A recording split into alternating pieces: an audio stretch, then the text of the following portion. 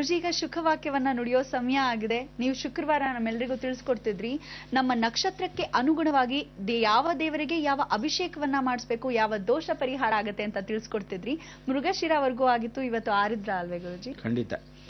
ಈ ವೀಕ್ಷಕರಿಗೆ ಶುಕವಾಕ್ಯಕ್ಕೆ ಸ್ವರೂಪ, ಅನುಗ್ರಹ, ಸಿದ್ಧಿ ಎಲ್ಲವೂ ಆಗಬೇಕಾದ್ರೆ ನಾವು ದೈವಚಿಂತನೆ ಮಾಡ್ತಾ ಇರ್ತೀವಿ. ಈ ದೈವಚಿಂತನೆಯಲ್ಲಿ ಏನಂತೀವಿ, ಸಾಧಾರಣವಾಗಿ ಒಂದೊಂದು ಗ್ರಹಗಳು ಒಂದೊಂದು ದಿನ ಇರುತ್ತೆ. ಆ ಗ್ರಹಗಳಿಗೆ ಒಂದೊಂದು ರಾಶಿ ಒಂದೊಂದು ದಿನಗಳೇ ಇರುತ್ತೆ. ಆದರೆ ಯಾರಾದರೂ ಆ ಗ್ರಹದಲ್ಲಿ ಆ ರಾಶಿಯಲ್ಲಿ ಹುಟ್ಟಿರ್ತಾನೆ. ಆದ್ರಿಂದ ಶತಚಿದ್ದ ಅಂದ್ರೆ ಏನು, ನೀವು ಆ ವಾರದಲ್ಲಿ ಹುಟ್ಟೇ ಇರಬೇಕು ಅಥವಾ ಆ ರಾಶಿಯಲ್ಲಿ ಹುಟ್ಟೇ ಇರಬೇಕು. ಯಾವ ಕಾಲಕ್ಕೂ ನಿಮಗೆ ಗೊತ್ತಿಲ್ಲದೆ ಹುಟ್ಟಕ್ಕೆ ಸಾಧ್ಯವೇ ಇಲ್ಲ. ಒಂದು, ಯಾವ ನಕ್ಷತ್ರ ಅಂತ ಗೊತ್ತಿಲ್ಲದೆ ಇರ್ಬೋದೇ ವಿನಃ ಆ ರಾಶಿಯಲ್ಲಿ ಸಂಬಂಧಪೂರ್ವಕವಾಗಿ ಹುಟ್ಟೇ ಇರಬೇಕು. ಯಾಕೆಂದ್ರೆ ಆ ರಾಶಿಗೆ ಆ ವಾರವೇ ಆಗಿರುತ್ತೆ. ಅದಕ್ಕೆ ಈ ವಾರ ಈ ನಕ್ಷತ್ರಕ್ಕೆ ಅಧಿಗುಣವಾಗಿರ್ತಕ್ಕಂಥ ವಿಚಾರ ಏನು ಅಂದ್ರೆ ಪರಮೇಶ್ವರನು ಪೂರ್ಣಲಿಂಗ ಅಂತ ಕರಿತೀವಿ. ಪರಮೇಶ್ವರನ ಪೂರ್ಣಲಿಂಗ ಅಂದ್ರೇನು, ಇಡೀ ಜಗತ್ತಲ್ಲಿ ಉದ್ಭವ ಮೂರ್ತಿಯಾಗಿರೋದು ಲಿಂಗ ಬಿಟ್ರೆ ಇನ್ಯಾವ ಕಾಲಕ್ಕೂ, ಸರ್ಪಯೋಗ ಬಿಟ್ರೆ ಇನ್ಯಾವ ಕಾಲಕ್ಕೂ ಯಾವ ದೇವರುಗಳು ಇರೋದಿಲ್ಲ.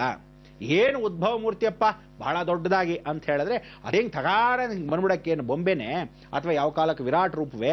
ಖಂಡಿತ ಇರಲ್ಲ. ಏನು ಅಂದ್ರೆ ಶಾಸ್ತ್ರ ಸಂಪ್ರದಾಯವಾಗಿ ಹಳೇದಾಗಿರ್ತಕ್ಕಂಥ ವಿಭಿನ್ನವಾಗಿರ್ತಕ್ಕಂಥದ್ದು ಏನೋ ದೈವಶಕ್ತಿ ಸಾನ್ನಿಧ್ಯ ಇದ್ದರೆ ಕೆಲವೊಂದು ಬೆಳೆಯುತ್ತೆ. ಆದರೆ ಬೆಳೆಯಕ್ಕೆ ಮೊದಲು ಅದು ವಿಗ್ರಹ ಸಣ್ಣದಾಗಿ ಮಾಡೇ ಇರಬೇಕು. ಅದಾದ ಮೇಲೆ ಉದ್ಭವ ಆಗತ್ತೆ ಹೊರತು ಉದ್ಭವ ಮೂರ್ತಿ ತಾನಾಗೆ ಬಂದ್ಬಿಡಲ್ಲ. ಅರ್ಥವಾಯ್ತಾ? ಹಾಗೆ ಉದ್ಭವ ಮೂರ್ತಿಯಾಗಿರ್ತಕ್ಕಂಥದ್ದು ಲಿಂಗ ಸ್ವರೂಪದಲ್ಲಿರ್ತಕ್ಕಂಥ ಪರಮೇಶ್ವರನ ಅಂಶದಲ್ಲಿ ಸರ್ವಂ ಜಗತ್ ಶಿವಮಯಂ ಅಂದರೆ ಸತ್ಯಂ ಶಿವಂ ಸುಂದರಂ. ಜಗತ್ತಲ್ಲಿ ಎಲ್ಲರೂ ಹುಟ್ಟಿರೋದು ಸತ್ಯ, ಹೋಗೋದು ಸತ್ಯ, ಇರೋದು ಮಿಥ್ಯ. ಅದಕ್ಕೋಸ್ಕರ ಮಧ್ಯದಲ್ಲಿರ್ತಕ್ಕಂಥ ಮಿಥ್ಯ ಜೀವನದಲ್ಲಿ ಏನ್ ಮಾಡಬೇಕು, ಪ್ರದೋಷ ದಿನ ಆಗ್ಲಿ ಅಥವಾ ನಿಮ್ಮ ರಾಶಿಯ ದಿನದಲ್ಲಾಗ್ಲಿ ಅಥವಾ ನಕ್ಷತ್ರ ದಿನ ಆಗ್ಲಿ ಪರಿಪೂರ್ಣವಾಗಿ ದೈವ ಸಾನ್ನಿಧ್ಯಕ್ಕೆ ಅಭಿಷೇಕವನ್ನು ಮಾಡಿದಾಗ, ಯಾವುದರಿಂದ ಮಾಡಿದಾಗ ಆ ಫಲ ಸಿಗತ್ತೆ. ನಿಮಗೆ ಏನು ಫಲ ಬೇಕು ಅದು ಪ್ರದೋಷದ ದಿನವೇ ಆಗಬೇಕು. ಆ ಪ್ರದೋಷದ ದಿನ ಇಲ್ಲದೆ ಇದ್ರೆ ಸೋಮವಾರ, ಶನಿವಾರ ಅಥವಾ ವಿಶೇಷವಾಗಿರ್ತಕ್ಕಂಥ ಗುರುವಾರದ ದಿವಸ ಆ ಪ್ರದೋಷ ಬಿದ್ದಾಗ ಬಹಳಷ್ಟು ವಿಶೇಷ. ಇಲ್ಲ ನಿಮ್ಮ ನಕ್ಷತ್ರವೇ ಅವತ್ತಾಗಿದ್ದಾಗ ಬಹಳ ವಿಶೇಷ. ಎಲ್ಲಿವರೆಗೂ ಬಂದಿದ್ದೆ ನಾನು? ಅಶ್ವಿನಿ, ಭರಣಿ, ಕೃತಿಕಾ, ರೋಹಿಣಿ, ಮೃಗಶಿರ ಅವರೆಗೂ ಹೇಳ್ಬಿಟ್ಟೆ. ಅಂದರೇನು, ಚಂದನ, ವಿಶೇಷವಾಗಿ ಅಕ್ಕಿ ಅಂದ್ರೇನು, ಯಾವ ಕಾಲಕ್ಕೂ ಈ ಅಕ್ಕಿಯನ್ನ ತೊಳೆದಾರ ಹಾಕಿ ಹಿಟ್ಟನ್ನು ಮಾಡಿರತಕ್ಕಂಥದ್ದು. ಆಮೇಲೆ ನಲ್ಲಿ ಪುಡಿ ಅಂದ್ರೇನು, ಕಿರ್ನಲ್ಲಿಕಾಯಿನ ಪುಡಿ, ಆ ವಿಶೇಷವಾಗಿರ್ತಕ್ಕಂಥ ವಿಚಾರ. ಅದಾದ್ಮೇಲೆ ಅರ್ಶಿಣದ ಪುಡಿ. ಆಮೇಲೆ ಕೊನೆಗೆ ಸುಗಂಧ ದ್ರವ್ಯದ ಪುಡಿಗಳು ಅಂದ್ರೇನು, ಎಲ್ಲ ಚಂದನ, ಗೋಪಿ ಚಂದನ ಎಲ್ಲವೂ ದ್ರವ್ಯಗಳನ್ನು ಪರಿಪೂರ್ಣವಾಗಿ ಮಾಡಿರ್ತಕ್ಕಂಥ ಪುಡಿಗಳು. ಈಗ ನಾವು ಬರ್ತಕ್ಕಂಥ ವಿಚಾರ ಆರಿದ್ರ ನಕ್ಷತ್ರಕ್ಕೆ ಬರೋಣ. ಈ ಆರಿದ್ರ ನಕ್ಷತ್ರದಲ್ಲಿ ಪಂಚಗವ್ಯದಲ್ಲಿ ಅಭಿಷೇಕ ಮಾಡಬೇಕು. ಪಂಚಗವ್ಯ ಅಂದ್ರೆ ಗೊತ್ತಲ್ಲ, ಹಸುವ ಗೋಮೂತ್ರ ಅಂತ ಕರಿತೀವಿ. ಈಗ ಪಂಚಗವ್ಯವನ್ನ ವಿಶೇಷವಾಗಿ ಓಂ ಕೇಶವಾಯ ಸ್ವಹ, ನಾರಾಯಣ ಸ್ವಹ, ಮಾಧವಾಯ ಸ್ವಹ, ಗೋವಿಂದಾಯ ನಮಃ ಒಂದು ಅರ್ಘ್ಯವನ್ನು ಕೊಡ್ತಕ್ಕಂಥ ವಿಚಾರ. ಈ ಏನು ಅಂದ್ರೆ ಎಲ್ಲಾ ದೋಷಗಳಿಗೂ ಎಲ್ಲಾ ರೋಗ ರುಜಿನಗಳು ಪರಿವರ್ತನೆ ಮಾಡತಕ್ಕಂಥ ಪಂಚಗವ್ಯ. ಪ್ರತಿದಿನ ಪ್ರತಿಯೊಬ್ಬ ಮನುಷ್ಯ ಕನಿಷ್ಠ ಪಕ್ಷ 1 ಸ್ಪೂನಷ್ಟು ಪಂಚಗವ್ಯವನ್ನು ಕುಡಿಬೇಕು.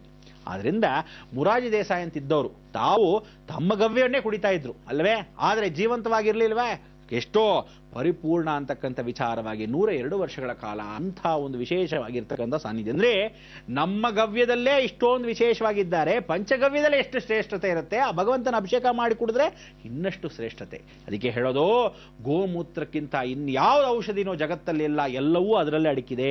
ಅಂತಹ ಒಂದು ಕಾಮಕೋಟಿ ಆಗಿರ್ತಕ್ಕಂಥದ್ದು 300 ಮುಕ್ಕೋಟಿ ದೇವತೆಗಳ ಅನುಗ್ರಹವನ್ನ ಕುಡಿತಕ್ಕಂಥ ವಿಚಾರ. ಅದಕ್ಕೆ ಆರಿದ್ರ ನಕ್ಷತ್ರ ಶಿವಂದೇ ಆಗಿರೋದ್ರಿಂದ ಆ ಪರಮೇಶ್ವರನ ಕೃಪಾ ಕಟಾಕ್ಷ ಏನ್ ಮಾಡಬೇಕು, ಅಂಥ ಒಂದು ಅಭಿಷೇಕ ಅವನಿಗೆ ಹಾಕಬೇಕು. ಆ ಪಂಚಗವ್ಯ ಅಭಿಷೇಕ ಮಾಡಿದಾಗ ಏನೇನು ಫಲ ಬರುತ್ತೆ? ಜನ್ಮ ಪಾಪ ಪರಿಹಾರ. ಏನೋ ಎಷ್ಟೋ ಜನ್ಮದ ಪಾಪ ಪರಿಹಾರವಾಗುತ್ತಂತೆ. ಅದಕ್ಕೋಸ್ಕರ ನೀವು ವಿಶೇಷವಾಗಿರ್ತಕ್ಕಂಥವ್ರು ಆರಿದ್ರ ನಕ್ಷತ್ರದವರು ವಿಶೇಷ ಅಂದ್ರೆ ಆ ಅಭಿಷೇಕವನ್ನ ಆ ಪ್ರದೋಷದ ದಿನ ಆಗಲಿ, ಸೋಮವಾರ ಆಗಲಿ, ಗುರುವಾರ ಆಗಲಿ, ಶನಿವಾರ ಆಗಲಿ ಮಾಡಿದಾಗ ಬಹಳ ವಿಶೇಷ ಪರಮೇಶ್ವರನಿಗೆ.